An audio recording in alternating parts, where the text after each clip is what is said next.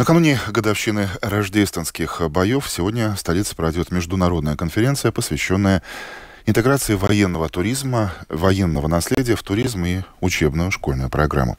Как это сделать в военном музее сегодня в течение всего дня будут говорить историки, педагоги, представители сферы гостеприимства и все, кто в этом заинтересован. Конкретные идеи и наработки мы обсудим и с нашей утренней гостьей. Я рад видеть в студии Домской площади Асната Зиемале, президента Латвийской ассоциации сельского туризма. Лауку Целютайс. Добрейт. Добрейт. Итак, накануне нашего разговора очень многие ваши коллеги говорили о том, что тема военно-патриотического, военно-исторического туризма очень актуальна и важна для Латвии. В чем лично вы видите эту важность?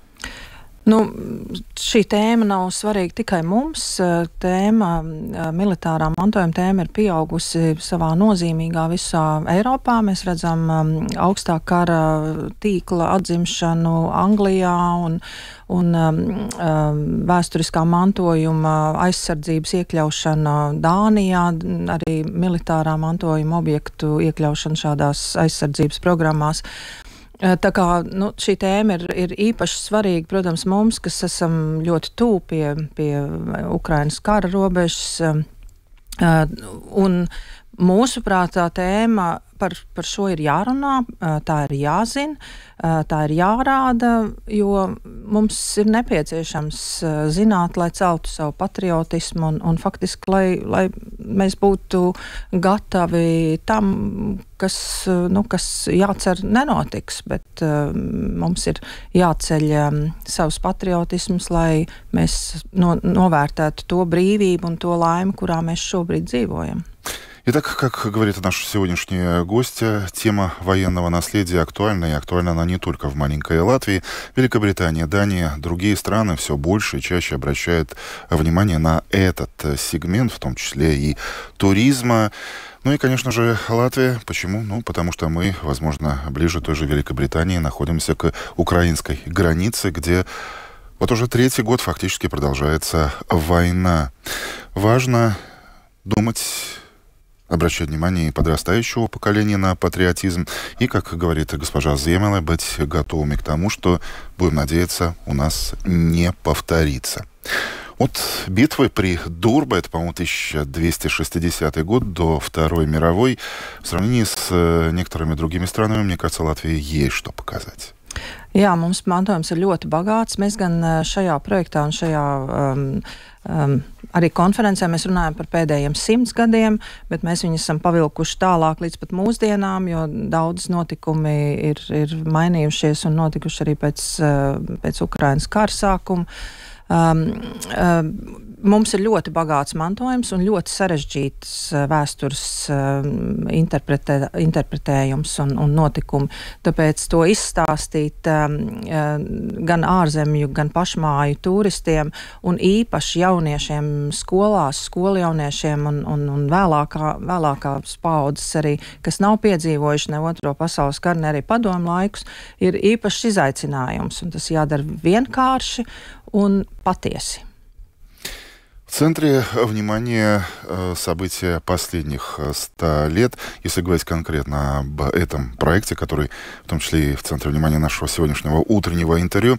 Очень богатое историческое наследие, говорит госпожа Зиемале, в Латвии, и одновременно очень сложная интерпретация многих исторических фактов, событий, того, что было 100 лет назад, да и не только 100 лет назад, и одновременно это еще и интересный вызов для тех, кто этим занимается. Очень важно, в том числе и особо для подрастающего поколения и для туризмов.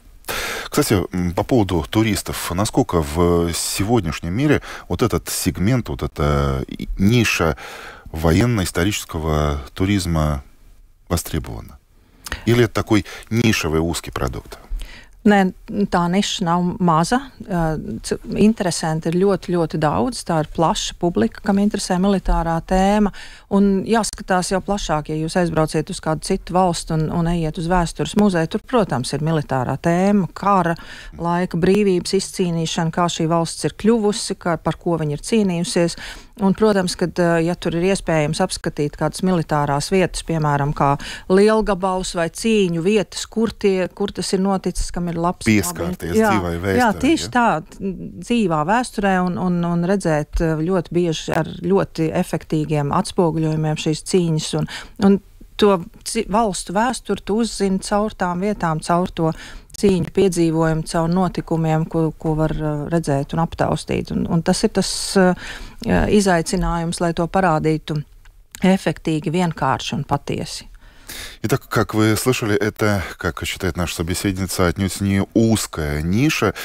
Это прикосновение к живой истории, и я думаю, что многие с этим согласятся. Кстати, вы не опасаетесь, что на этом фоне Латвия может привлечь так называемых еще больше черных археологов с их металлоискателями и отнюдь не мыслями о том, как познать историю. Считаете ли вы это проблемой сегодня в латвийском государстве? Nu, ziniet, mēs neesam speciālisti šajā jomā, un protams, ka viņi ir. Jā, bet mēs faktiski apvienojam un apkopojam tās vietas, kas ir oficiāli zināmas, un mēs neaicinām meklēt mežos un jūras krastos ar detektoriem, bet tomēr mēs apkopojam vietas, kuras ir drošas, kuras ir apmeklējums un kuras ir faktiski izveidotas kā turisma objekti. Lai gan, protams, ka stāsti un nostāsti un atmiņas mums arī ir apkopotas, un tur, protams, ir arī ierakumi mežos, bet es domāju, ka не mūsu проекts veicina šo jomu un šos meklētājus. Кстати, если говорить об общем количестве объектов, которые могут быть включены в эту программу, это почти 1000, получается? Jā. Mums ir uz šobrīd gandrīz 900 apkopot, un vēl 300 nāks klāt projektu laikā, un tās tie ne tikai objekti, mums ir arī 600 atmiņu stāsti apkopoti un turisma maršruti 26 pa Baltijas valstīm par dažādām tēmām, piemēram, meža brāļi vai Pirmais pasaules kara sākuma maršruts un Otrā pasaules kara vai, piemēram, pretošanās kustības vietām Baltijas valstīs un ārkārtīgi interesanti laika līniju stāsti ar ļoti īsiem tādiem nogriežņiem. Mums ir viss projekts iedalīts 7 periodos un ļoti daudz notikumos, kas ir svarīgi vēsturē. Цифра действительно впечатляет. На сегодняшний день это уже около 900 конкретных объектов, которым буквально в обозримом будущем, как говорит госпожа Земела, добавится еще 300. И реально 26 маршрутов, я правильно понял, не только в рамках Латвии, в рамках всей Балтии? Балтии, да. За это время появились ли какие-то новые объекты, которых не было раньше, на которые вы готовы обратить какое-то особое внимание? Jā, mēs esam atraduši vairākus objektus, pateicoties cilvēkiem reģionos, kas mums ir atsūtījuši savas atmiņas un savus piedzīvojumus. Mēs, piemēram, esam atraduši tā saucamo Hitlera tiltu vai Hitlera bunkuru. Mēs esam atraduši Pirmā pasaules kara ierukumu un ceļu schēmas Tomas mežos. Mēs esam atraduši un uzzinājuši par privātām kolekcijām, kas ir savākti no dažādām kara atmiņām un dažādiem priekšmetiem, kas ir palikuši no vecvectēva laikiem. Tā kā mums ir arī vietas, kur vairs nekā nav, bet kur ir vēsturisks vietas, un tad mums ir vēsturiskas fotogrāfijas, ārkārtīgi interesanti, un tāpēc es aicinu arī sabiedrību iesūtīt šīs atmiņas, šos stāstus, lai šis портал кļūtu интересантāks. У меня последний вопрос, очень мало времени остается, но все же хочу у вас спросить. 3 года назад, когда только начиналась вот эта война России в Украине, вы с сожалением констатировали, что и первые, возможно, здесь в Латвии обратили внимание на то, что очень многие зарубежные туристы изменили свои туристические планы в отношении Латвии и других балтийских стран, мотивируя это тем, уж извините, но вы так близко находитесь к своему восточному соседу. Сейчас это отношение изменилось, ситуация меняется к лучшему?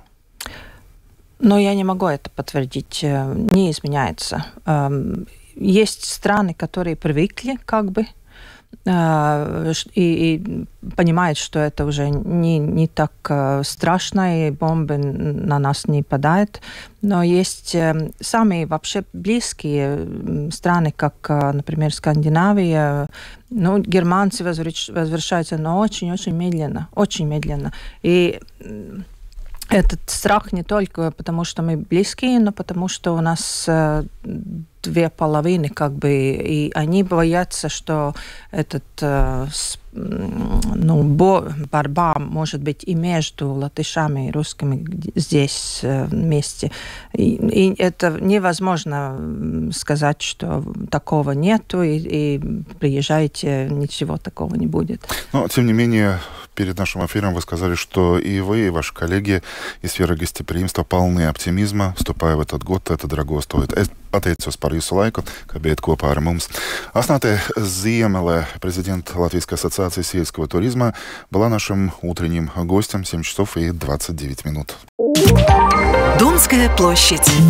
С добрым утром!